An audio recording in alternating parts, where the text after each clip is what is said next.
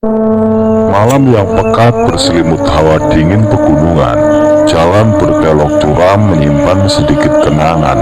Coban Ketak. Malang tahun 2010. Siska ialah salah satu mahasiswi perguruan tinggi swasta yang terkemuka di Malang. Dia sendiri saat itu tercatat sebagai mahasiswi semester tingkat akhir. Jadi perihal untuk pulang pergi ke rumah semakin sering. Hal itu juga menjadi kebiasaannya tiap minggu atau jam perkuliahan sedang kosong. Padahal rumah Siska berada di salah satu kabupaten di pesisir utara Jawa Timur. Jarak yang jauh memang, tapi tidak menyurutkan kebiasaannya untuk sering pulang pergi. Di minggu yang membosankan, kebetulan hari Rabu waktu bangku perkuliahan kosong dia pulang. Sewaktu di rumah, Siska kegiatannya bersantai ria. Ia hanya rebahan di kamar, menikmati suasana nyaman di rumah, dan istirahat melepas kepenatan di kampus. Sebenarnya Siska saat itu sedang melepas kenangan-kenangan indah waktu bersama pacarnya. Gadis cantik yang baru saja putus dengan sang kekasih karena baru saja mengetahui cowoknya selingkuh di depan matanya. Waktu di rumah, ia sering mengunci diri dalam kamarnya. Ingatan yang menyesalkan Siska masih membekas sangat dalam di lubuk hatinya.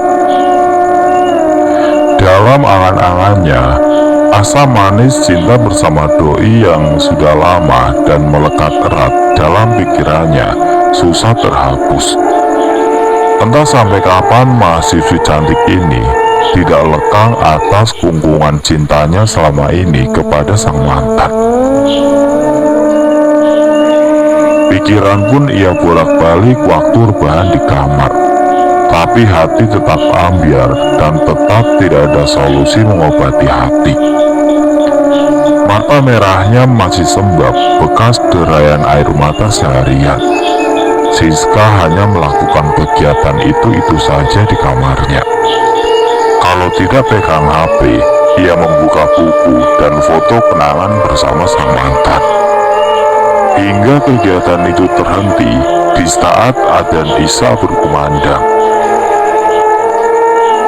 Selepas sholat Isya, Siska kembali terlentang dan kembali bersedih sambil memeluk guling kesayangannya. Tiba-tiba, Siska merasakan ada getaran HP dari bed merahnya.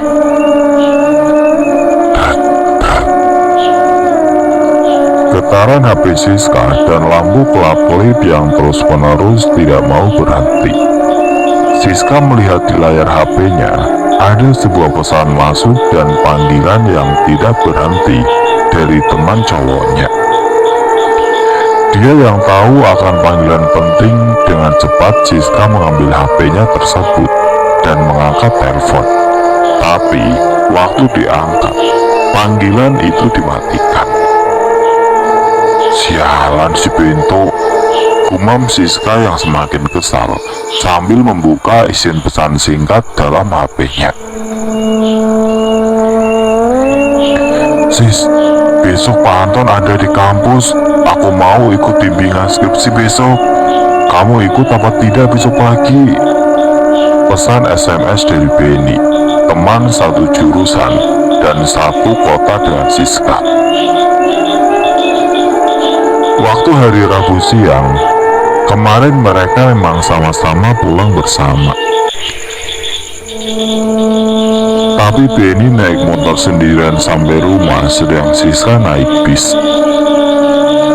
Terus kamu kapan balik ke Malang, Ben? Jawab Siska melalui SMS. Sekarang, Sis. Ah, sekarang? Sudah jam berapa ini, Ben? Biarin, daripada besok pagi telat. Mendingan sekarang berangkatnya. Aku juga gak mau jadi mahasiswi abadi, Sis. Masalahnya, aku gak ada yang nganter, Ben. Kalau balik sekarang. tidak tahu Tuan Putri. Ini dari tadi aku sudah di depan gerbang rumahmu. Sialan, dasar jomblo karatan. Bawelai. HP Siska langsung ditutup dan ditaruh di bed tidurnya. Siska langsung bangkit berdiri dan beranjak dari kamar tidurnya. Sambil berjalan, ia membetulkan pakaian dan rambutnya yang acak-acakan dan berhenti sejenak di depan kaca riasnya. Selesai itu, Siska keluar kamar dan menuju kamar mandi untuk cuci muka dan berwudu. Merasa wajahnya sudah segar, Siska keluar dan berjalan melewati ruang tengah. Ruangan tengah itu masih ada ibu dan adik perempuannya yang sedang nonton TV berdua. Mau kemana, Duk? Tanya ibunya sambil memegang remote TV. Ke depan, Bu, itu ada Benny. Suruh masuk saja, Duk. Tumben malam-malam mampir ke sini. Mau ngajak balik ke Malang sekarang, Bu, anaknya. Jawab Siska sambil berjalan keluar rumah. Siska berjalan dengan cemberut hingga tidak sadar pintu demi pintu ia buka. Beberapa puluh langkah, akhirnya Siska sampai di gerbang depan rumahnya. Siska melihat Benny sedang duduk sendirian di atas motornya. Sedangkan pandangan Benny dari dalam helm hanya tersenyum puas dengan menggoda Siska. Suara kunci gerbang yang dibuka Siska. Kenapa senyum-senyum? Senang lihat aku sedih. Ladalah sis, baru ketemu udah ngambek. Ya sudah, aku langsung cabut ke Malang ini. Jangan Ben, gitu aja dimasukin ke hati. Ayo masuk dulu. Mereka yang sudah dewasa menyadari akan watak masing-masing, sebab mereka juga berteman sejak SMA juga, dan sering pulang pergi bersama waktu kuliah di Malang. Tanpa menunggu waktu lama, mereka berdua pun mulai masuk gerbang rumah. Sebelum itu, Benny memarkirkan motornya terlebih dahulu. Sedang Siska berjalan ngeloyor sendirian hingga duduk di teras rumahnya terlebih dahulu. Ibu Siska yang penasaran akan kedatangan Benny ikut keluar rumah juga. Beliau juga menyambut kedatangan Benny malam itu. Sebab sang ibu sedikit curiga karena tidak biasa Benny berkunjung malam-malam. Dalam hatinya ingin memastikan apa yang terjadi pada mereka berdua. Sewaktu mereka sudah duduk bertiga di kursi teras, Benny menjelaskan perihal tujuannya balik ke Malang malam-malam kepada sang ibunda.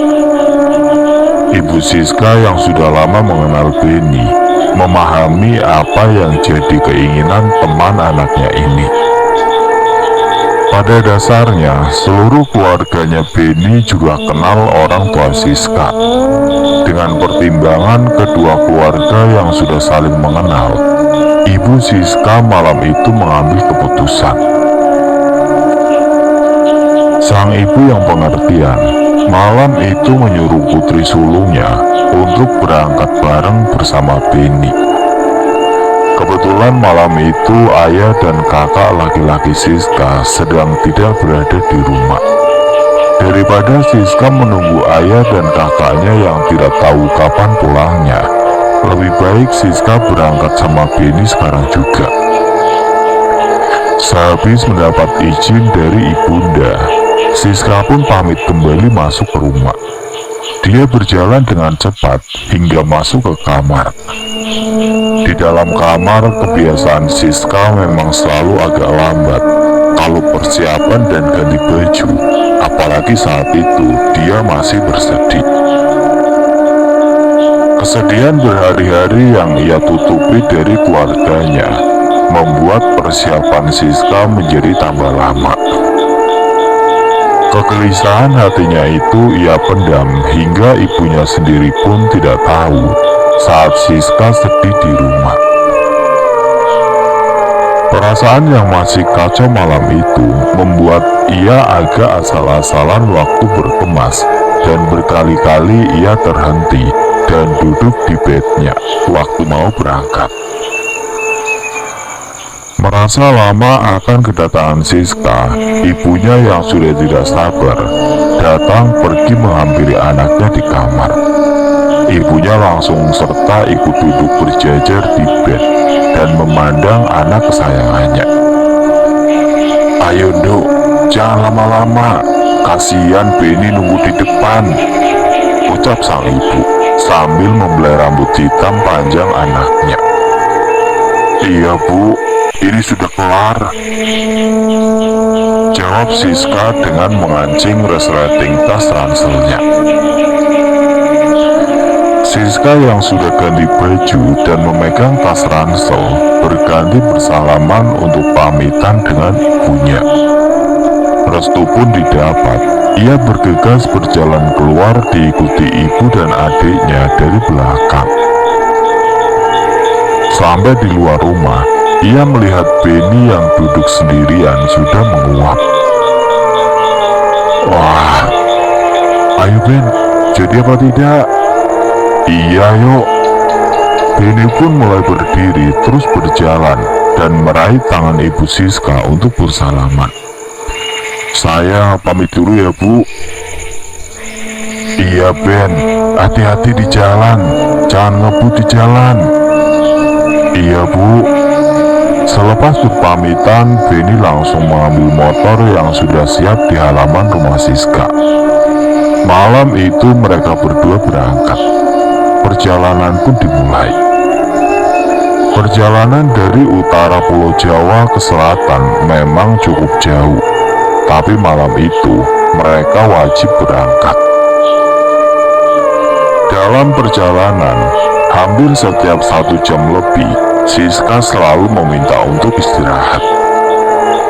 Entah apa yang terjadi dengannya malam itu, entah sudah ngantuk, payah, atau masih kepikiran dengan mantannya, Benny sendiri tidak tahu. Hingga sekitar jam 11 lebih, mereka berdua sudah mulai memasuki kecamatan Kandangan.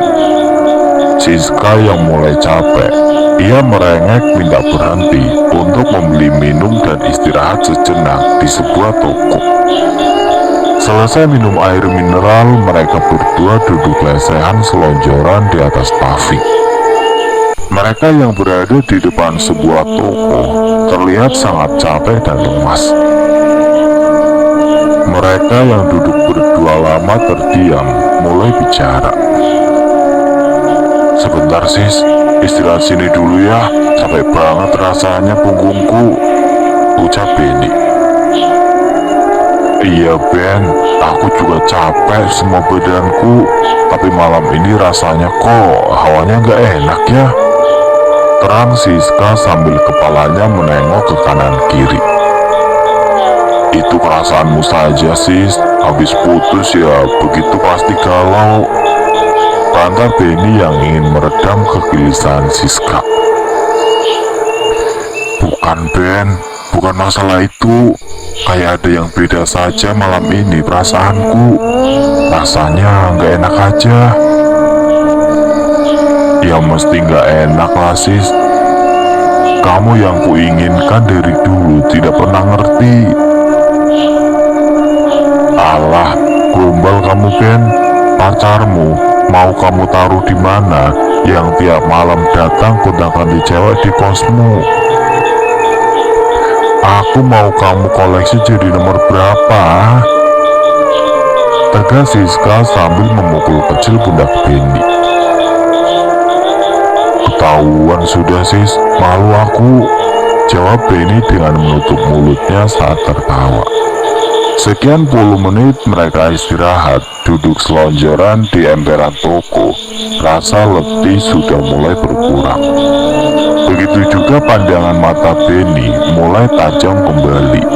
Rasa kantuk juga berkurang. Dirasa sudah fit, Benny mengajak Siska untuk melanjutkan perjalanan. "Ayo sis, berangkat. ajak Benny sambil mulai bangkit dari duduknya. Ayo, memang sudah lewat jam 12 malam. Tidak malam, mau gimana? Gerutu Siska yang ikut bangkit untuk berdiri. Mereka yang sudah boncengan keluar dari parkiran toko dan memulai perjalanan kembali. Baru berjalan sebentar, motor mereka sudah memasuki wilayah Kecamatan Kasembon, kecamatan yang sudah masuk di Kabupaten Malang. Perasaan Siska malam itu semakin gelisah dan ia merasa ada sesuatu yang tidak enak dari biasanya. Saat sudah agak jauh dari perbatasan kecamatan, mereka hanya berdua di jalanan itu. Jalan yang mulai berliku, mulai terasa bagi Benny, begitu juga udara malam di jalanan itu. Dinginnya malam Jumat di jalanan antar kabupaten mulai menusuk kulit dan perlahan menembus jaket mereka berdua. Tanjakan dan turunan jalan pegunungan mulai ikut menemani perjalanan mereka. Di waktu tengah malam, jalanan yang mereka lewati membuat malam menjadi gelap pekat. Hanya lampu motor Benny sebagai satu-satunya penerangan mereka. Semakin jauh mereka berjalan, ternyata malam itu tetap hanya mereka berdua yang naik motor di atas jalanan yang sepi dan gelap. Selebihnya tidak ada kendaraan lain yang mendahului atau di belakangnya mereka. Semakin lama, semakin terasa udara pegunungan bercampur kabut yang turun. Udara yang semakin terasa dingin karena tabrakan angin bercampur embun kabut dengan tubuh mereka. Angin yang menjadi dingin itu mereka peroleh dari kecepatan motor Benny. Meski tubuh mereka berdua sudah berbalut jaket tebal, udara dingin itu juga lama-kelamaan membuat bulu kuduk mereka perlahan ikut naik, dan perasaan Siska semakin panik dan gelisah.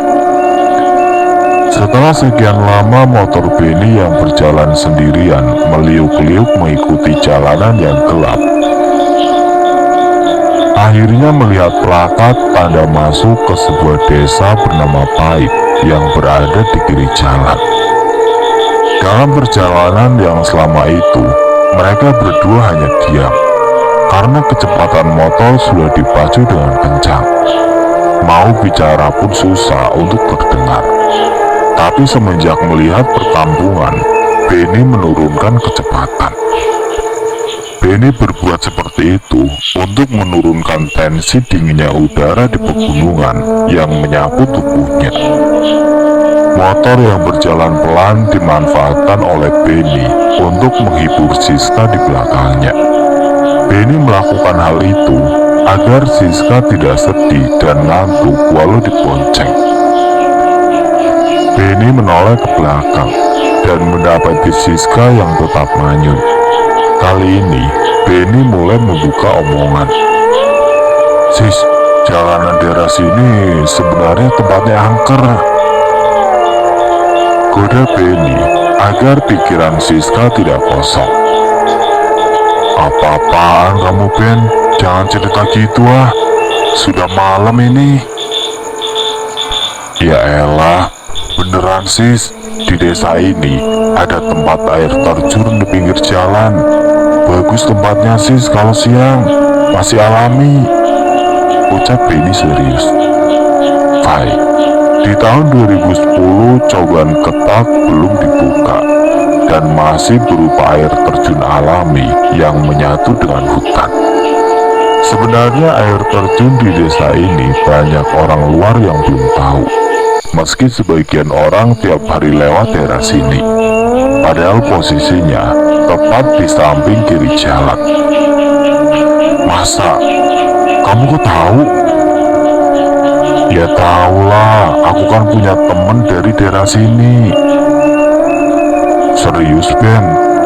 Aku sebegitu lamanya lewat jalan daerah ini, kok nggak pernah tahu kalau di sini ada air terjun? Ya memang, hanya warga kampung saja yang tahu. Soalnya di air terjun itu banyak keranya, hewan-hewan liar. Hewan-hewan semuanya yang hidup di daerah sini, minumnya sama bermainnya ya di air terjun ini. Gimana kalau nanti berhenti sebentar, tak tunjukin lokasinya?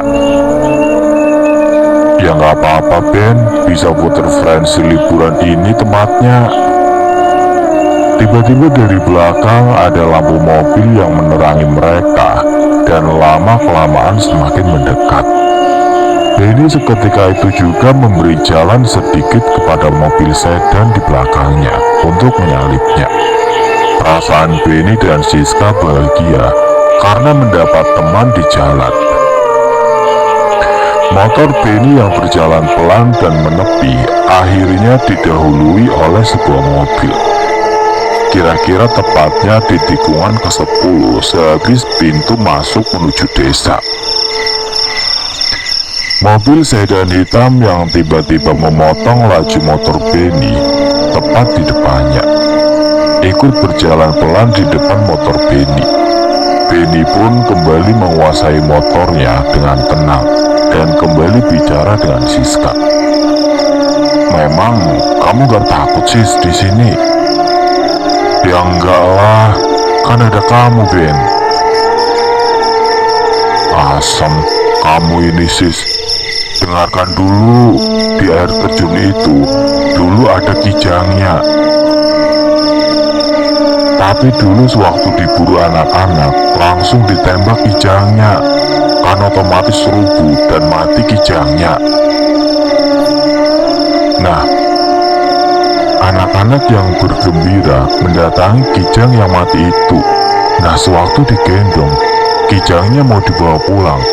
Lah kok tiba-tiba kijangnya di pundak bisa ngomong. Beneran kah Ben? Beneran sis, itu dulu banyak saksinya. Sewaktu digendong, kijangnya kembali hidup terus bicara. Lepaskan aku, kalau tidak kamu bakal mati. Mendengar suara dari kijang itu, anak-anak ketakutan semua. Tubuh mereka bergetar. Selanjutnya kijangnya dijatuhkan begitu saja. Sehabis itu anak-anak langsung lari mencar sendiri-sendiri sis. Jangan menakuti kamu Ben. Beneran sis, aku tidak bohong. Ini loh, di depan jalan tempatnya, jawab Benny sambil menunjuk ke depan. Kalau begitu dipelankan lagi sepeda motormu Ben, Bento. Kalau ingin ngasih tahu kalau jalannya begini. Apa ya tahu aku tempat air terjun katamu itu, kata Siska yang penasaran. Iya well bawel, sahut Benny dari depan dengan suara agak kesal. Kecewa tadi aku memberitahukanmu sis, gerutu Benny yang tidak terdengar dari jok belakang.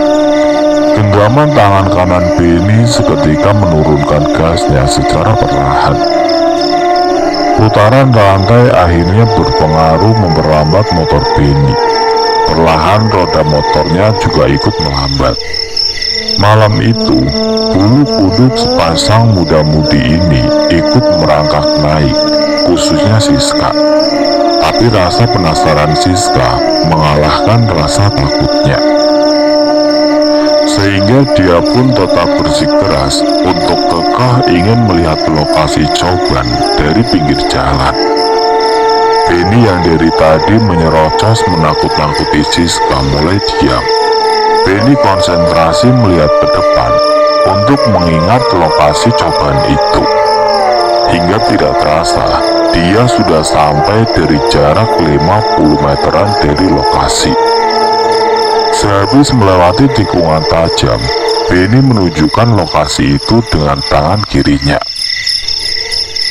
Itu loh sis tempatnya, sehabis tikungan di depan itu, tunjuk Benny sambil menoleh ke belakang dengan suara cukup sedang.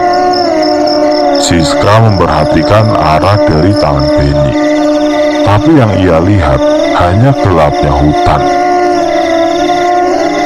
Silut-silut hitam pepohonan hutan yang rimbun. Suara-suara hewan nokturnal pun bermunculan keras bersautan dari dalam hutan. Mereka seakan ingin memberitahu semua sosok yang terkandung di dalamnya. Kamu gila, Ben. Malam begini ya tidak terlihat, bodoh. Ya paling tidak kan kamu tahu tanda-tanda tempatnya, sis. Yang penting aku tidak nipu kamu, serta Benny. Iya ya Ben, aku percaya, jawab sini Siska. Mereka terus berjalan memasuki tikungan terakhir jalanan di mana cobaan itu berada. Tapi mereka tetap mengikuti mobil sedan di depannya dan tetap menjaga jarak. Saat motor mereka semakin mendekat, Siska dan Benny melihat sosok pocong di bawah sebuah pohon di pinggir jalan. Pocong itu berwajah hitam, mengeluarkan aroma yang busuk. Kepala sosok pocong itu goyang-goyang seperti menyambut kedatangan Siska dan Benny. Pocong itu berada tepat di samping kiri jalan. Dia tepat di bawah pohon, sesekali mengintip orang yang lewat ke arahnya. Mengetahui ada hal yang ganjil, Siska memalingkan mukanya ke kanan dan spontan membenamkan mukanya di punggung Benny karena takut. Ben, gila kamu, ada pocongnya di bawah pohon depan itu. Cepet kencangkan motormu, aku takut. Bentak Siska dengan cepat. Aku ngerti sis, ini tak kencangkan dos. Tapi baunya busuk begini jalannya, sambung Benny dari depan. Dia juga mulai ikut takut. Entahlah Ben, bau busuk apa ini? Aku gak ngerti. Cepetan yuk, ini semua gara-gara kamu Ben.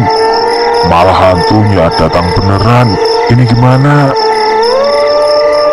Berdoa saja sis, jangan bawel saja. Aku juga takut ini, sambung Benny. Siska hanya diam, mulutnya keluh tidak berucap hingga dalam hati. Yang ada dalam pikirannya hanya rasa panik dan mulai takut saja. Mereka tetap melajukan motor dengan sedikit menambah kecepatan di jalan yang lurus. Tapi di depannya lagi, jalanan ini sudah habis dan mau berbelok ke kiri. Posisi mereka malam itu, motornya tepat di belakang mobil sedan itu. Jalanan di samping coban ketak tidak ada penerangan sama sekali.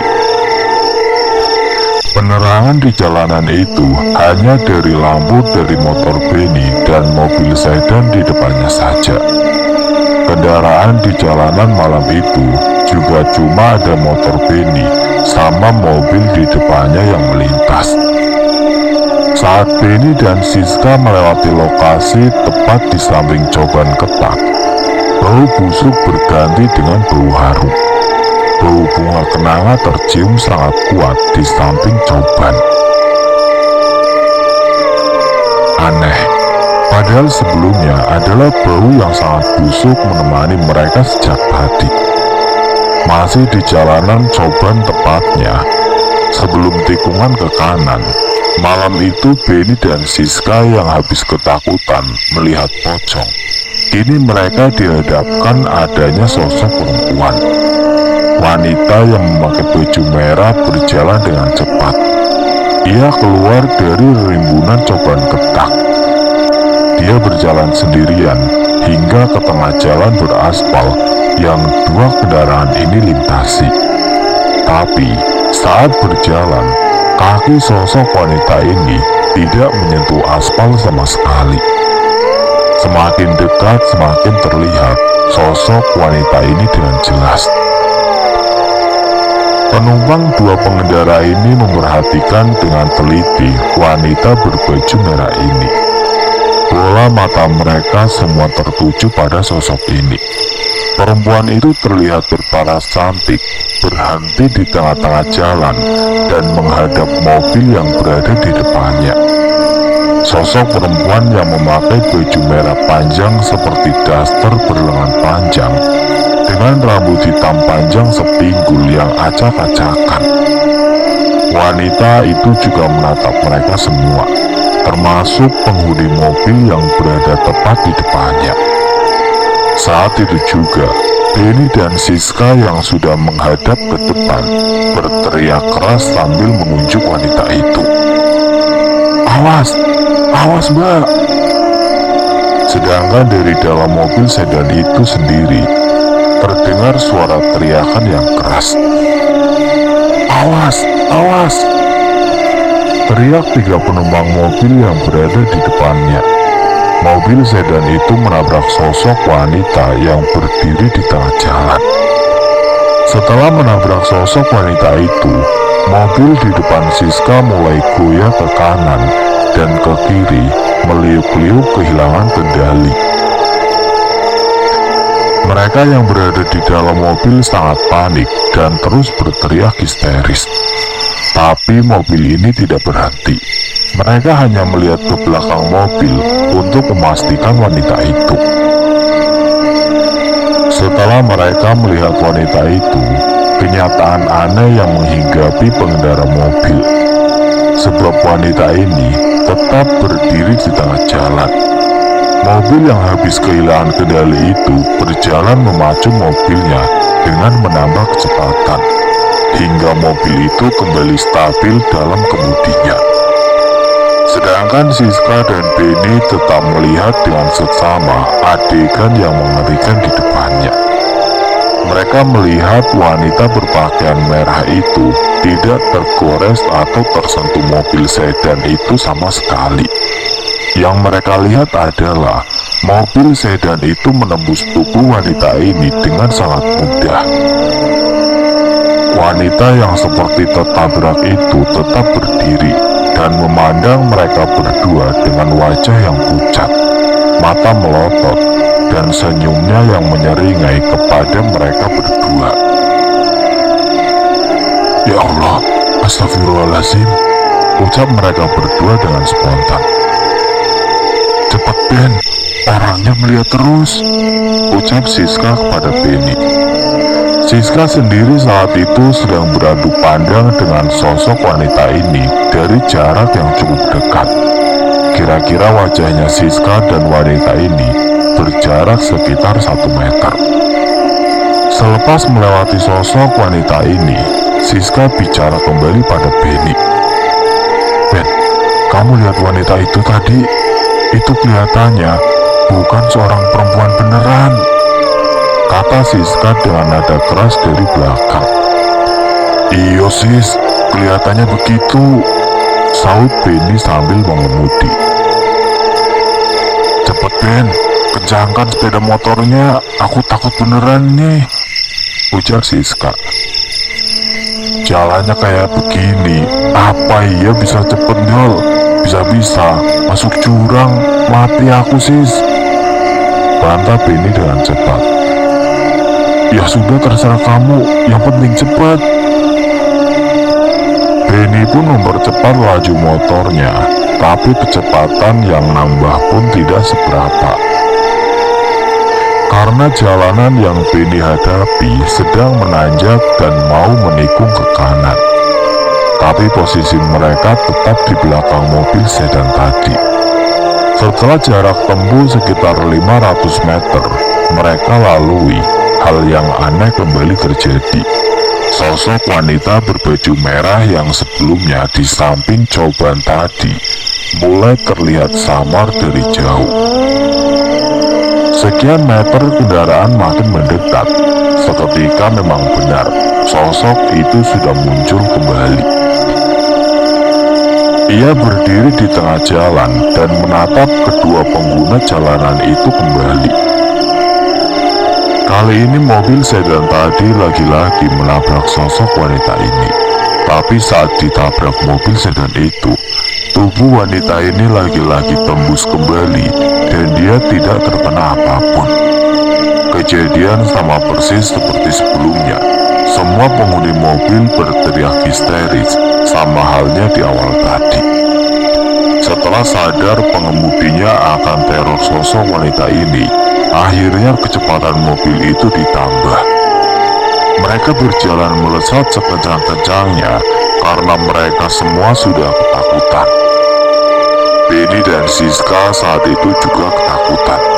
Mereka kembali dihadapkan untuk saling beradu pandang kembali dengan sosok wanita ini di jalanan yang gelap dan sepi. Kali ini Siska beradu pandang hanya berjarak sekitar kurang dari 1 meteran dengan wajah wanita jadi-jadian ini.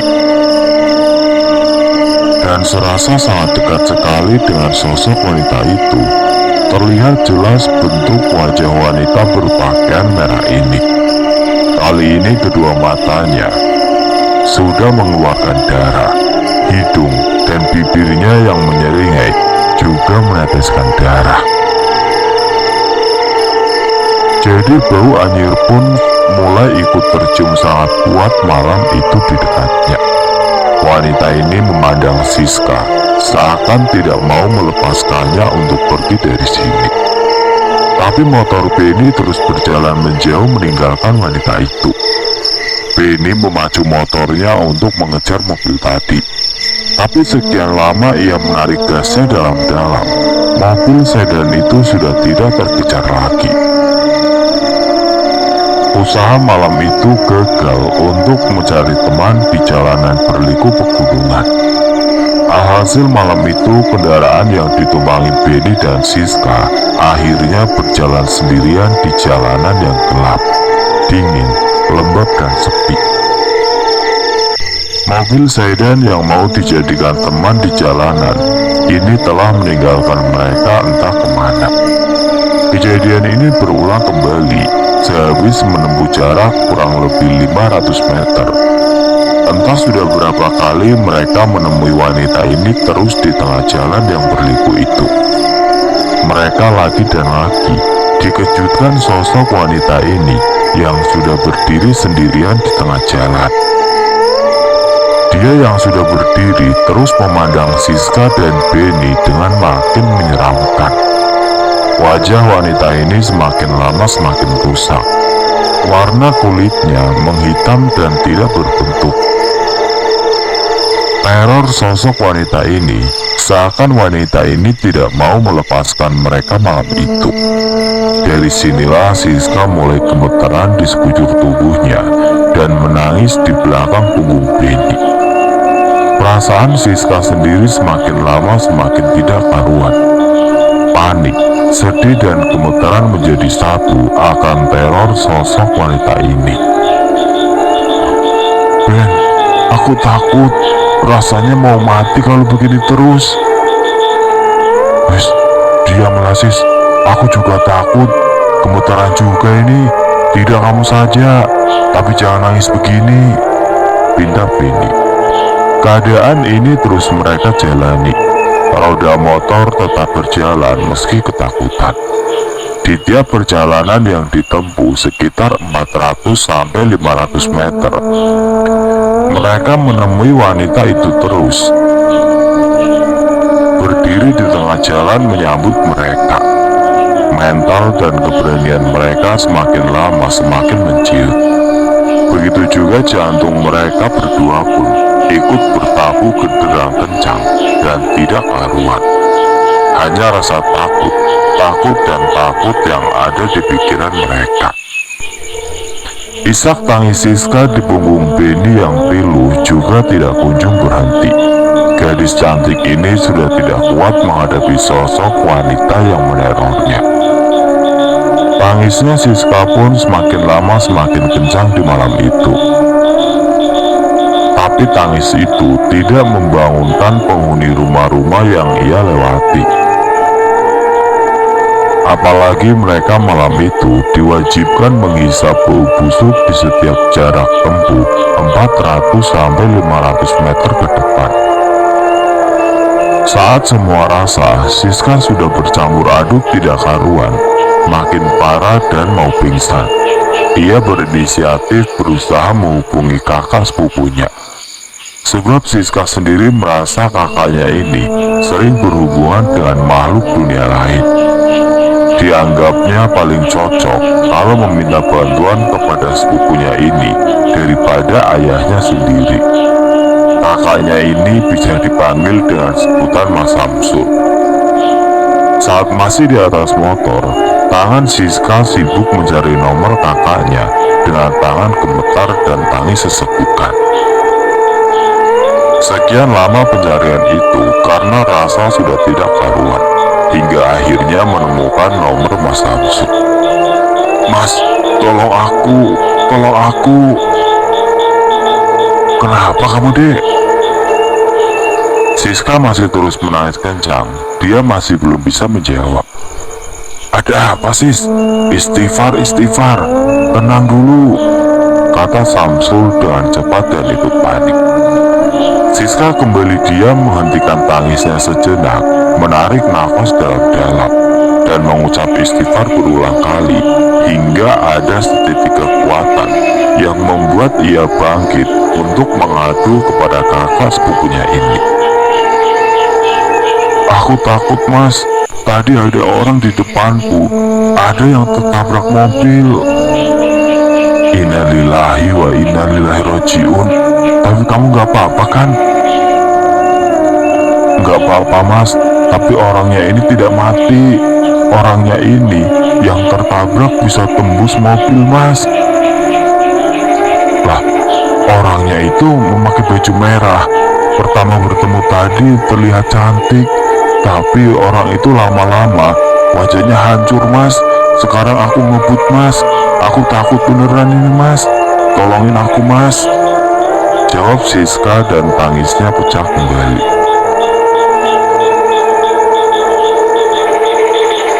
"Aku sudah tidak kuat. Rasanya ingin meninggal aku, Mas. Bagaimana aku tak istirahat dulu saja, Mas? Tidak kuat rasanya kalau dikejar terus seperti ini, Mas." "Ya sudah, lekas minggir dulu. Matikan HP-mu. Kalau sudah dapat tempat yang terang, telepon Mas kembali ya." "Iya, Mas." Siska pun menutup teleponnya dan berbicara di samping daun telinga Beni. "Menepi cepet, Ben. Aku sudah gak kuat. Kepalaku sudah berat rasanya." "Iya, sebentar, Sis," sahut Beni. Ia pun langsung segera menepikan motornya. Beni sendiri kasihan juga melihat sekilas Siska di jok belakang. Malam itu Siska sudah benar-benar merasa tidak kuat lagi untuk melanjutkan perjalanan.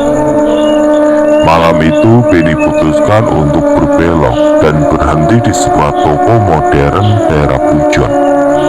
Dengan cepat Beni parkir. Mereka langsung turun dan duduk berdua agak dekat di emperan. Kondisi mereka duduk dengan berjongkok dan kedua tangan yang melingkar erat di ujung lututnya. Tapi seluruh tubuh mereka masih gemeteran hebat. Tangis sesegukan Siska beradu jadi satu dalam getaran tubuh yang penuh ketakutan. Begitu juga dengan Beni. Tapi malam itu, Beni bedanya tidak menangis. Hingga saat lama terdiam, Siska ingat pesan dari Mas Samsul. Pesan tentang apa yang akan ia harus lakukan sehabis berhenti. Akhirnya putuskan untuk menelpon kakak sepupunya kembali. "Halo, Mas, aku sudah berhenti istirahat ini." "Iya, terus kamu sekarang di mana? Sama siapa?" tanya Samsul dengan cepat, karena dia khawatir akan keselamatan adik sepupunya. "Tolongin aku dulu, Mas. Ini aku nyampe Pujon sama Beni. Aku sudah tidak berani jalan lagi. Takut diikuti orang itu lagi," kata Siska dari sambungan telepon. Sementara itu sosok wanita berbaju merah itu berdiri di jalan. Dia terus memandangi Siska dan Beni. Meski keduanya tidak melihat ke depan, sosok wanita ini berdiri di jalan dengan berganti-ganti tempat. Kadang di tengah, kadang di trotoar, dan kadang di depan mereka yang tengah duduk. Mereka berdua yang ketakutan hanya membenamkan kepalanya saja di antara kedua lutut, sambil mendengarkan suara geraman dari wanita jadi-jadian ini. Sementara Siska memegang HP dengan wajahnya yang terbenam. Walah Dok, malam-malam begini kok ya balik ke Malang? Sama anak laki-laki pisan, ucap Samsul yang kecewa terhadap kelakuan Siska. Besok pagi aku bimbingan skripsi soalnya Mas, mau bagaimana lagi? Jawab Siska yang apa adanya. Temanmu laki-laki itu tidak berani tah? Ya nggak berani Mas, ini anaknya sama takutnya sama aku. Anaknya juga gemeteran semua. Wajahnya juga sudah pucat. Ini pada ketakutan semua Mas. Kamu bawa air? Bawa Mas, aku bawa botol air. Sudah, sekarang bukalah tutup botol airnya dulu. Iya Mas, jawab Siska. Sekarang, kamu berdua tarik nafas, ikuti aku berdoa. Mereka berdua bangkit dari ketakutan dan segera mengikuti arahan Mas Samsul. Dengan suara yang dikeraskan dari HP Siska, ritual malam itu dengan cepat diselesaikan. Setelah berdoa, Mas Samsul bicara kembali. Sudah, sekarang minum airnya sama temanmu. Dengan cekatan, Siska meminum air dari botolnya terlebih dahulu. Teguk demi teguk mereka minum air dari botol itu secara bergantian. Tidak terasa isi air dalam botol itu pun habis mereka minum. Sesaat kemudian mereka berdua merasakan sesuatu setelah air itu memasuki kerongkongannya. Ada sesuatu yang berbeda dalam diri mereka malam itu, semenjak air yang diberi doa membasahi mulut hingga bermuara di perut. Siska yang habis merasakan banyak perubahan, kini berbicara di telepon dengan Samsul kembali. Alhamdulillah, lega rasa hatiku. Rasanya agak tenang Mas. Aku sama temanku wajahnya ya sudah tidak pucat lagi, sama gemeteran lagi Mas. Kira-kira habis ini aku diikutin lagi apa tidak sama setan perempuan itu Mas? Sumpah aku takut beneran Mas. Sudah aman, teruskan perjalananmu. Nanti kalau masih ada apa-apa, hubungi aku lagi dek. Iya Mas Won. Saat itu sosok wanita yang berganti-ganti tempat di depan Siska tiba-tiba sudah lenyap. Begitu juga dengan bau khas sudah tidak tercium lagi. Selesai Siska berbicara panjang lebar lewat sambungan telepon, sambil melirik ke arah jalan dan pelataran toko modern. Merasa sudah tidak melihat sosok itu lagi, akhirnya dia segera mematikan teleponnya. Siska pun duduk sejenak beberapa menit, sambil menenangkan pikiran dan hatinya yang kacau. Setelah ketakutan, kepanikan dan tubuh mereka yang gemetar mereda, mereka pergi meninggalkan jalanan itu menuju Malang dengan aman. Teror yang menimpanya malam itu bersama Benny malam itu akhirnya selesai. Tapi di sisi yang lain, kakak sepupunya yang habis menangani Siska dan sosok wanita itu mengalami hal yang berbeda. Rumah Samsul. Malam itu kakak sepupunya berada di rumah sehabis membantu Siska. Ia sedang tiduran di kamar sendirian menghadap pintu. Di rumah Samsul malam itu memang sepi. Saat itu dia sendirian di rumah. Suasana rumahnya sebelumnya hening, hingga ia mendengar sesuatu dari balik pintunya. Sebuah suara krak, krak, krak. Pintunya mulai bergerak berayun sendiri secara perlahan.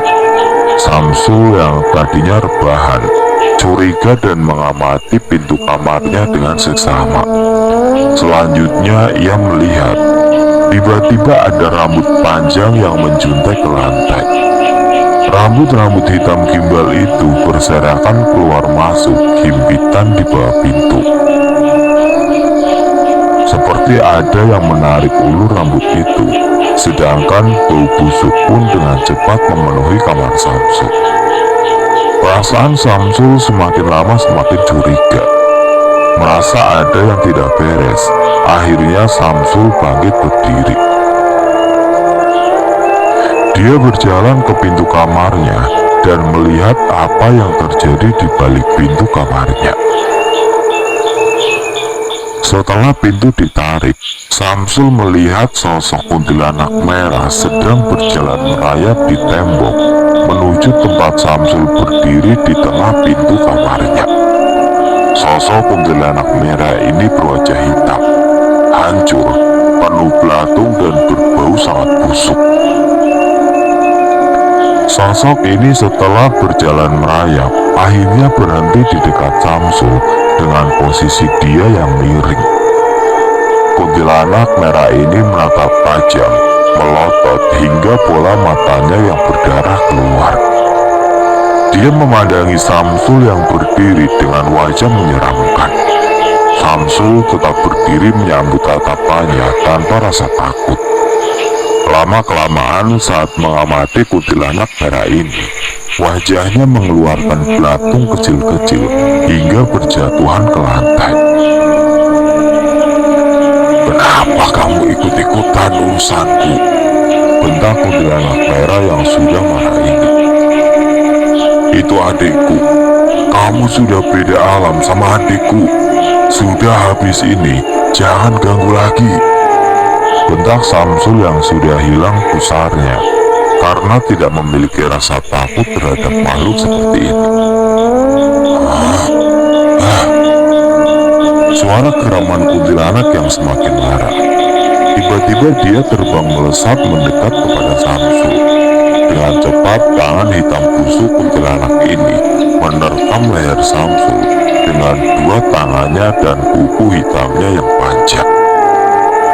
"Astagfirullah, Allahu Akbar," ucap Samsul yang spontan. Samsul seketika melakukan perlawanan dengan segenap tenaga tangannya untuk melepaskan cengkraman kedua tangan kuntilanak merah ini.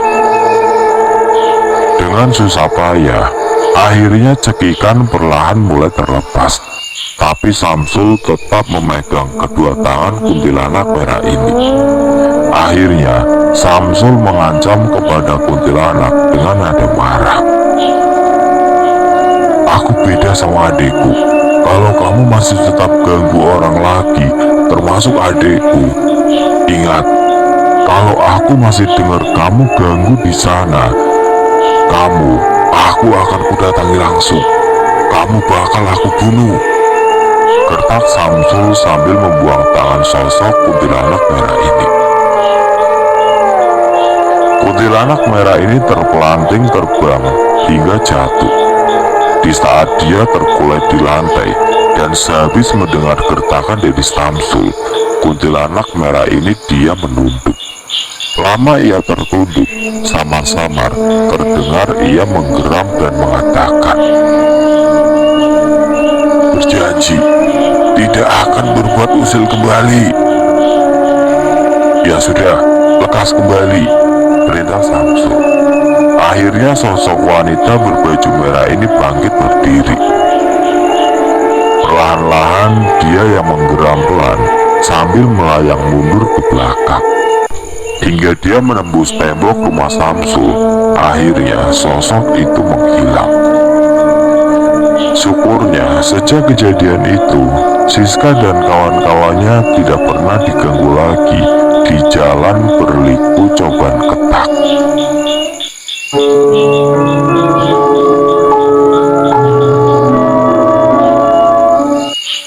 Oke teman-teman, sekian untuk cerita kali ini. Bagaimana menurut kalian tentang kisah ini? Tulis komentar kalian di kolom komentar.